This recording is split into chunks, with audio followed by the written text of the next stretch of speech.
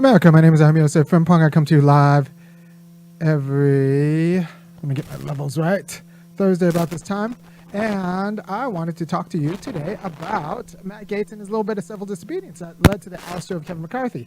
Now, people talk about civil disobedience as something that just, the good guys do. But pretty much as soon as you show that you will withhold your support, even if you're a minor part, if you withhold your support and it breaks the whole machine and it can't function, and you expect to be listened to for the sake of your support, for your participation in their scheme, you are non-violently, civilly disobeying to get your way.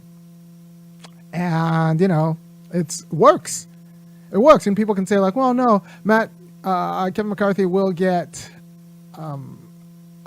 his revenge because Matt Gaetz is now going to be hated and ostracized from the Republican Party. But he's going to be hated and ostracized like a heart condition. And the thing is, if you have a heart condition, you'll be upset and you'll be mad, but it'll also conform the rest of your life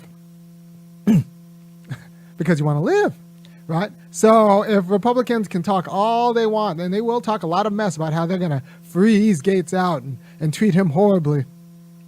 But if they want any of the legislation passed, they're going to have to run it by him. And now they will run it by him. It'll all happen behind the scenes. It'll slightly conform the shape of any serious Republican advocacy for the next foreseeable future. It'll be run by him. And by the time it gets to the floor where they will tar Matt Gaetz and pillory Matt Gaetz, it will already have been submitted for Matt Gaetz' approval behind the scenes because they don't want to risk another embarrassment. Right? So that's the use of power. So people can say his power play isn't the same as governing. No, he's slightly conformed every major piece of legislation for the rest of his tenure because he's had the guts to not be liked. And by the way, if you have the guts to not be liked, there's a place for you in America. And there's a place for you in the movement. By the way, if you appreciate my place in the movement, go ahead and go to www.funkyacademic.com and kick in $5, $15, or $50 a month. And I'll keep doing what I do every Monday and Wednesday. Monday, I do a relationship show. And Thursday, I do a show that's this. It's a more politics show, right? So if you're willing to be hated, and if you're willing to have people say awful things about you, you can be rather popular. Also, if you're willing to be loved and have people say good things about you, that's a good life too. But if you can't do the former, the latter isn't a bad plan B. And if you get stuck in the middle, you just end up working for somebody else. You never end up actually attaining any sort of autonomy in your life because either you're sucking up to the people that they like you, or you're not willing to be quite hated enough. So you're just a hypocrite. You're just a hypocrite. Trying to do good work. You end up like Booker T. Washington or all of these other rich Negroes who said one thing to white people, but secretly funded revolutionary and secretly supported revolutionary movements. They weren't willing to be hated, but they weren't always doing good work in order to be loved. They would suck up to the powers that be. And that's a story people tell themselves in the middle. And black people, this is the one place where we are in the middle. In terms of we can never really be loved because we're black in America. But some people are scared to be hated because you end up strung up from a tree. And that is a place that's not particularly healthy mentally or, for the movement, right? So you're just set up to be a hypocrite, and that's going to screw up all of your other relations. So what I'm telling you is that if you're willing to be hated, you can do good work.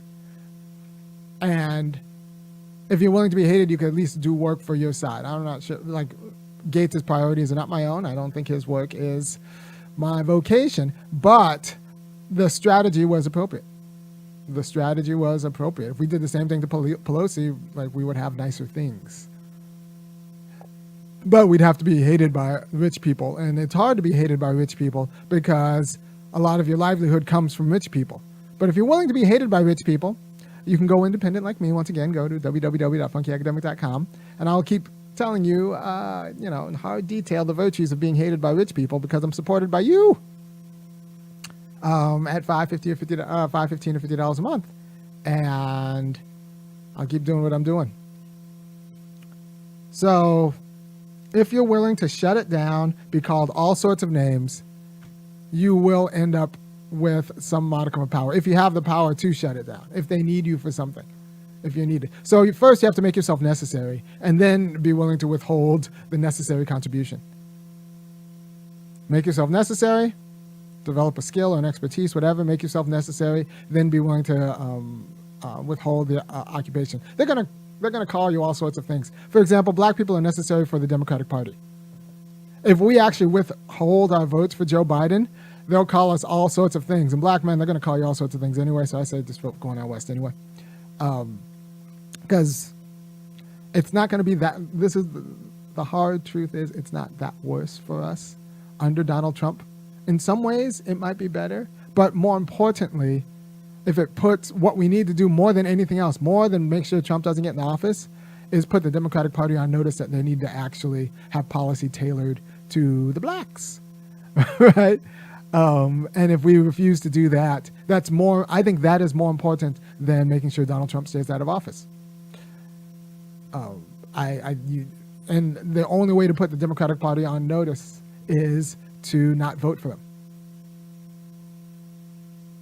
And if you continue, you will never be in a room with white money, vote for their interests, and then expect for them to actually fight for your interests, unless your interests are like truly aligned. But your interests will never be truly aligned, because they have an interest in keeping their own kind of self-image.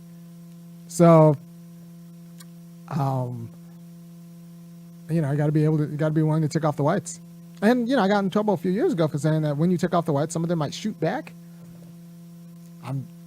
And so we got to be our inability to be willing to tick off the whites is what screwed up Reconstruction.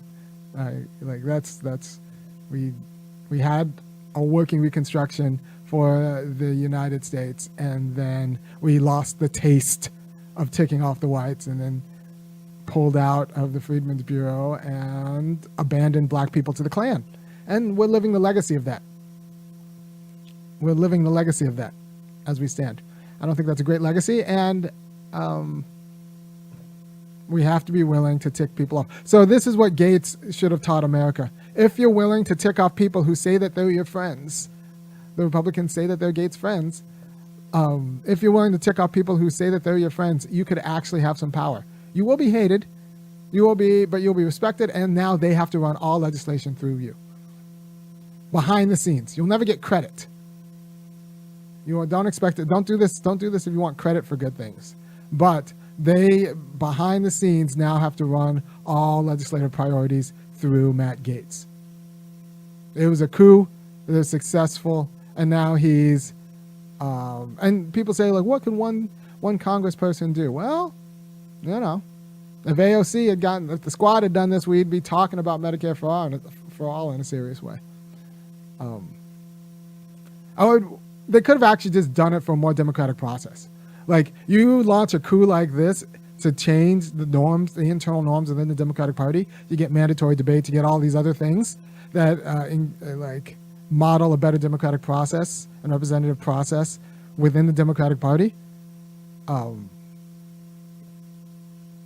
That's an improvement in America, because as black people, our first task politically needs to undermine all of the obstacles of all the obstacles to black political self-determination and economic self-determination.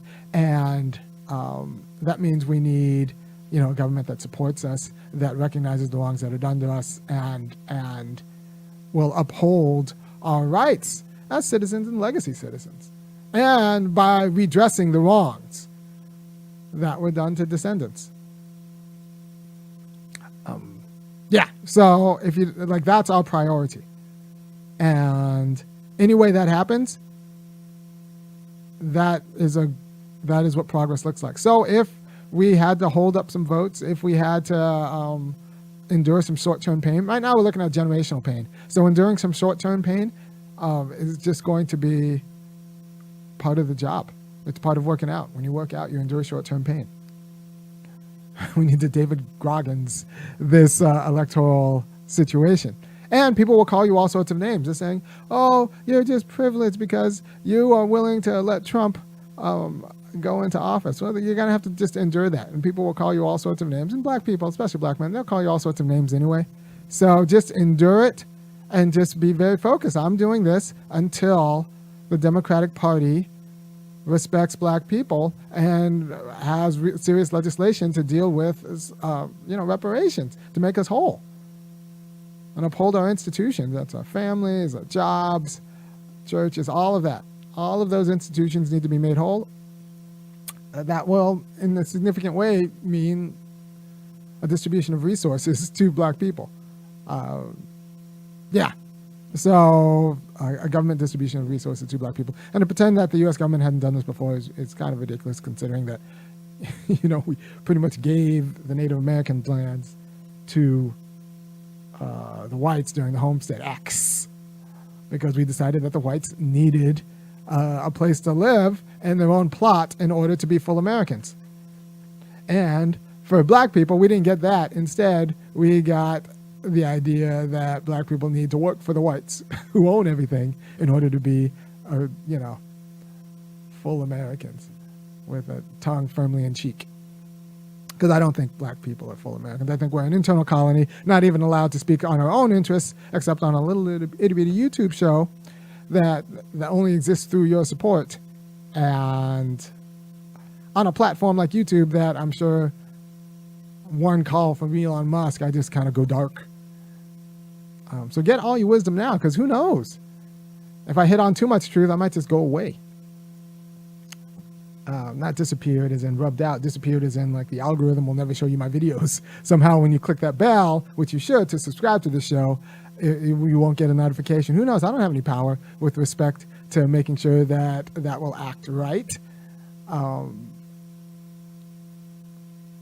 So, Matt Gaetz put on a display of civil disobedience by telling the machine that the operation of the machine will not operate anymore without his approval and against his interests as he defines them for himself. And although he is only 8 people, he is sufficient enough to shut down the operation. I tell people, just miss one day. You just don't wake up for one day and it's a bad thing. Just miss one heartbeat and that's a bad thing. So one little thing when the operation of the machine requires all the moving parts to act in a certain orderly system is one moving part that refuses to move in the right way. Just ask one offensive lineman, right? Who refuses to move in the right way can actually screw up the whole thing. And now you have to pay attention to that moving part.